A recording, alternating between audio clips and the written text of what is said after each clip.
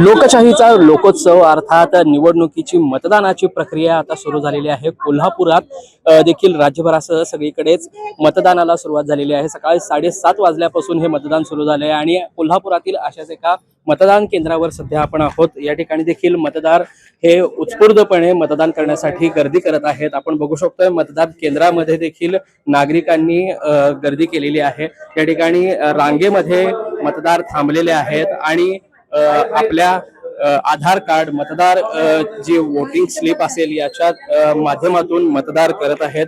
सध्या कोल्हापुरात जर वातावरण बघितलं तर सकाळपासूनच मतदारांनी उत्स्फूर्त प्रतिसाद जरी दिला असला तर काही ठिकाणी मतदार याद्यांमध्ये घोळ असेल किंवा ईव्हीएम मशीनचा जो प्रॉब्लेम असेल हा मतदारांना सहन करावा लागला आणि त्यामुळे बऱ्याच वेळ रांगेमध्ये थांबण्याचे प्रकार देखील समोर आलेले आहेत।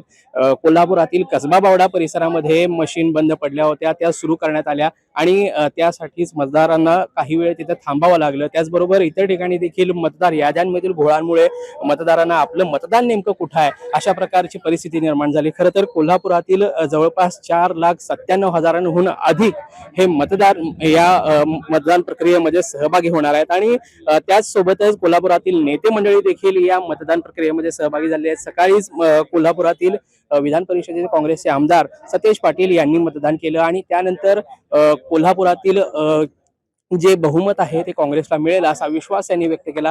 काँग्रेसला कोल्हापूरसह इचलकरंजी आणि राज्यभरात देखील बहुमत मिळेल असा विश्वास त्यांनी बोलताना माध्यमांशी व्यक्त केला। त्याचबरोबर कोल्हापुरातील भाजपचे खासदार धनंजय महाडिक यांनी आपल्या कुटुंबासमवेत येऊन मतदान केलेलं आहे। खासदार यांच्यासोबत त्यांचे पुत्र त्याचबरोबर इतर कुटुंबीय या ठिकाणी आले होते आणि जे मतदार रांगेत थांबले होते त्यांच्यासोबतच त्यांनी मतदान केलेलं आहे। या ठिकाणी मतदान केल्यानंतर माध्यमांशी संवाद साधताना खासदारांनी देखील आपल्या भाजपलाच बहुमत मिळेल असा विश्वास या ठिकाणी व्यक्त केलेला आहे। आपण त्यांच्याशी बोलण्याचा प्रयत्न करूयात। तर खासदार साहेब, वाढदिवस आहे आज, वाढदिवसाच्या शुभेच्छा। सुरुवातीला मतदान करून वाढदिवसाच्या दिवसाची सुरुवात झालेली आहे, कशा पद्धतीने मतदानाचा आणि वाढदिवसाचा आजचा दिवस असणार आहे? वाढदिवस माझा आज आहे, परंतु तो मी आज साजरा करणार नाही आहे। उद्या कोल्हापूर महापालिकेचा निकाल होणार आहे। निकालानंतर महायुतीचे विजयी उमेदवार आणि महापालिकेमध्ये महायुतीचं सरकार झाल्यानंतर आमच्या विद्यमान नगरसेवक आणि कोल्हापूरच्या जनतेबरोबर वाढदिवस मी साजरा करायचा निर्णय घेतलेला आहे। खरं पाहता निवडणूक लागल्यानंतरच कोल्हापुरात राज्यभरातली अशी अभूतपूर्व अशी महायुती एकत्र लढतीये आणि काँग्रेसने देखील जो आहे तो प्रचार जोरात केला। मात्र आता विश्वास एक सतेज पाटलांनी बोलताना व्यक्त केलाय की काँग्रेसला बहुमत राज्यभरात सगळीकडेच बघायला मिळेल। काय नेमकं तुम्ही यावर? ते नेहमीच अशी काहीतरी हास्यास्पद स्टेटमेंट देत असतात। काँग्रेसला कुठेही महाराष्ट्रात समर्थन मिळालेलं नाही, ना नगरपालिकेला मिळालं, ना महापालिकेला मिळणार, ना जिल्हा परिषदला मिळणार आहे। हे पहा, काँग्रेसकडे कोल्हापूर महापालिकेची सत्ता गेली 15 वर्ष आहे। कोणतंही भरीव काम, उठावदार काम किंवा कोल्हापूरच्या हिताचं काम, कुठलाही चांगला प्रकल्प ते आणू शकलेले नाहीत। साधं एक पब्लिक टॉयलेट अख्ख्या कोल्हापूर शहरामध्ये ते बांधू शकलेले नाहीत। अशा वेळी त्यांनी लोकांच्या पुढे जाऊन आम्ही विकास करतो हे सांगणं हास्यास्पद आहे। राज्यामध्ये त्यांची सत्ता नाही, केंद्रामध्ये त्यांची सत्ता नाही, जिल्ह्यातले एकही आमदार विधानसभेचे काँग्रेसचे नाहीत, ते विकास कसे करतील? आणि कोल्हापूरकर जाणतात की काँग्रेसच्या हातामध्ये सत्ता नसल्यामुळं या सगळ्या ज्या त्यांच्या घोषणा आहे, त्यांचा वचननामा, जाहीरनामा सगळा फसवा आहे, ते काही करू शकलेले नाहीत आणि भविष्यातही काही करणार नाहीत। त्यामुळे कोल्हापूरचे लोक त्यांना नाकारतील आणि आम्हाला समर्थन देतील। तुम्ही देखील कोल्हापूर आणि इचलकरंजी शहरातील मतदान केंद्रांचा आढावा घेताय, कशा पद्धतीने कोल्हापूर आणि इचलकरंजीमध्ये वातावरण आहे? ज्या पद्धतीचा प्रचार प्रसार गेले महिनाभर आम्ही महायुतीच्या वतीने केलेला आहे, प्रचंड प्रतिसाद लोकांच्या मध्ये आहे। उत्स्फूर्तपणानं लोक मतदानामध्ये सहभागी व्हायला लागलेले आहेत। काही ठिकाणी मशीन्सचा गोंधळ आहे, काही ठिकाणी केंद्र बदलाचा गोंधळ आहे, परंतु लोक मोठ्या संख्येनं मतदानाला बाहेर पडतायत आणि मतदान करतायत आणि महायुतीला समर्थन दिसतंय मला। एकीकडे 4 उमेदवारांना निवडून देण्याचं देखील यंदा पहिल्यांदाच मतदारांना समोर जावं लागतंय आणि त्याचबरोबर निवडणूक आयोगाने आणलेलं पाडू मशीन हे देखील मतदारांसाठी नवीन आहे।